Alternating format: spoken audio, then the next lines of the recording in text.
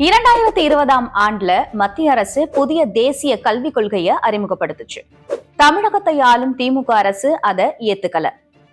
தேசிய கல்விக் கொள்கை 2020 தமிழக அரசு தொடர்ந்து எதிர்த்ததால மாநில பல்கலைக்கழகங்கள் சிக்கல்ல மாட்டிக்குச்சு.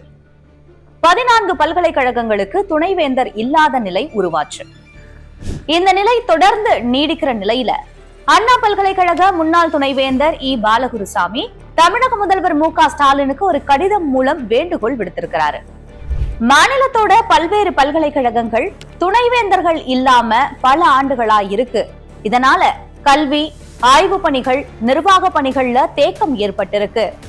துணைவேந்தர்கள் இல்லாததால ஆசிரியர் பணியிடங்களை நிரப்ப முடியல. இதனால இருக்கிற ஆசிரியர்களுக்கு அதிக பணிச்சுமை ஏற்படுது.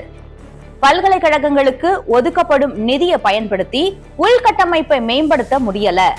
ஆய்வுக்கான மானியங்களை ஒதுக்க முடியல. மாணவர்களுக்கு தேவையான வசதிகளை செய்ய முடியல. துணைவேந்தர்கள் இல்லாததால உரிய நேரத்துல தேர்வுகளை நடத்த முடியாம தேர்வுகள் தள்ளி போகுது. தேர்வு முடிவுகளை வெளியிட முடிகிறது இல்ல.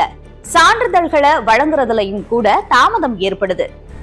இதே நிலை நீடிச்சா தமிழகத்துல உயர்கல்வியோட தரம் குறைஞ்சு போயிடும்.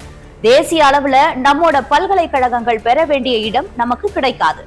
இப்படி பாலகுருசாமி அந்த கடிதத்துல குறிப்பிட்டிருக்கிறாரு. இதுக்கு பிறகாவது பல்கலைக்கழக துணைவேந்தர்கள் நியமனம் நடக்குமா? ஏதாவது மாற்றம் வருமா? நம்பிக்கையோடு காத்திருப்போம்.